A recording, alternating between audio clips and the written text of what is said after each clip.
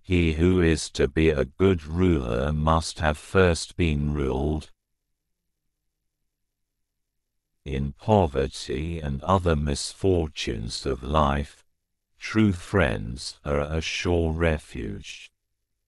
The young they keep out of mischief, to the old they are a comfort and aid in their weakness, and those in the prime of life they incite to noble deeds.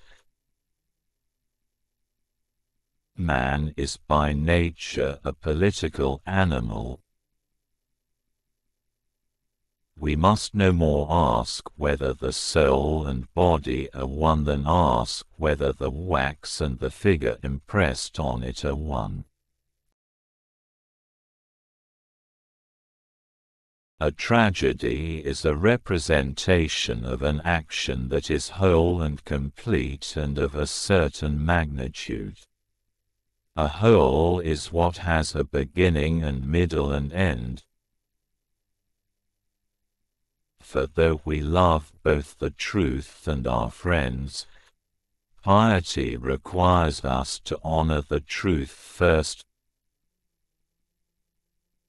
Piety requires us to honor truth above our friends. In a democracy, the poor will have more power than the rich, because there are more of them, and the will of the majority is supreme. Politicians also have no leisure, because they are always aiming at something beyond political life itself, power and glory, or happiness. No one loves the man whom he fears. Wit is educated insolence.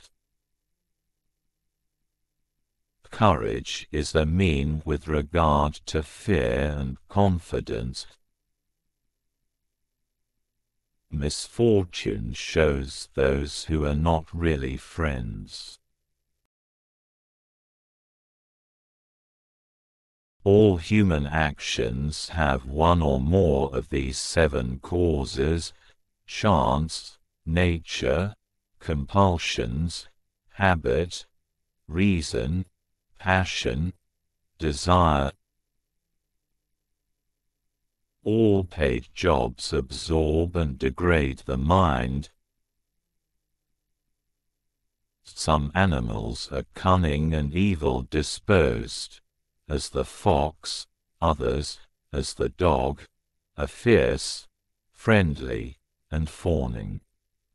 Some are gentle and easily tamed, as the elephant; some are susceptible of shame, and watchful, as the goose. Some are jealous and fond of ornament, as the peacock.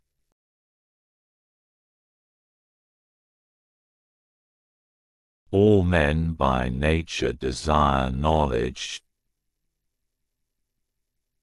Every art and every inquiry, and similarly every action and choice, is thought to aim at some good, and for this reason the good has rightly been declared to be that at which all things aim. I have gained this from philosophy, that I do without being commanded what others do only from fear of the law. Therefore, the good of man must be the end of the science of politics.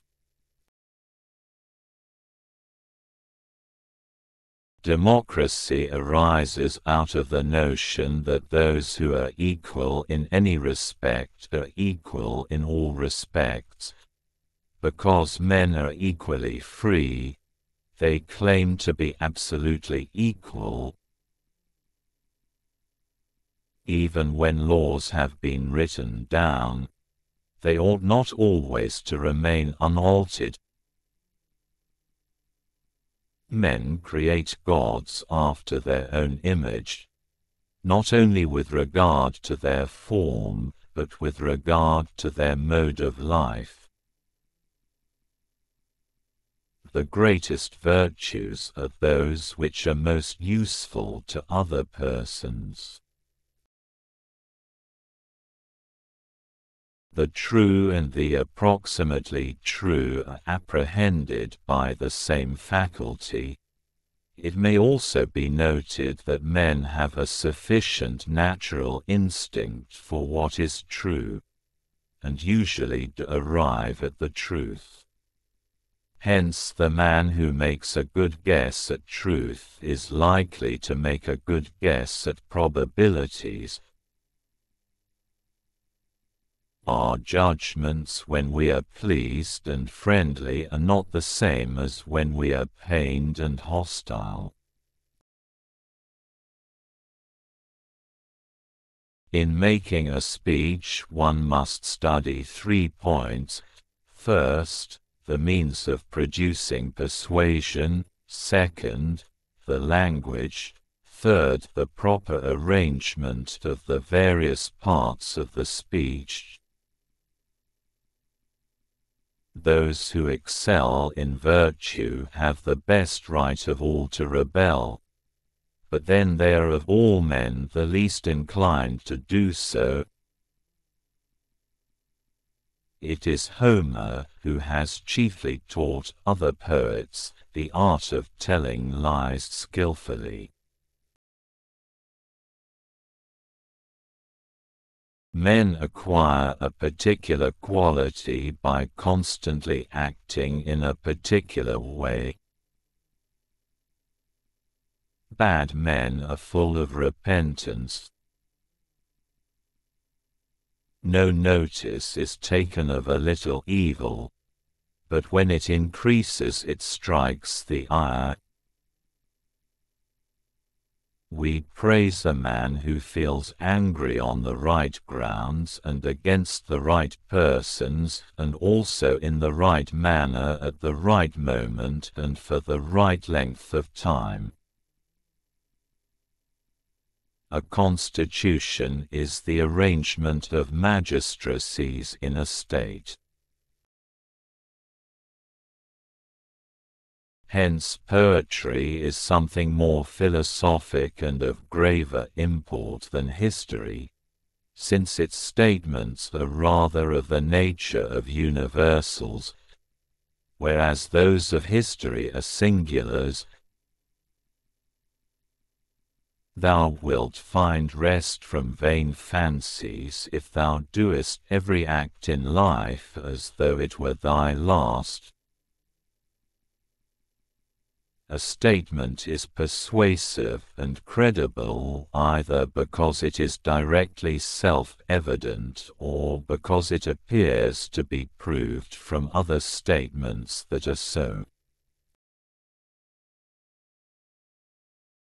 Temperance is a mean with regard to pleasures.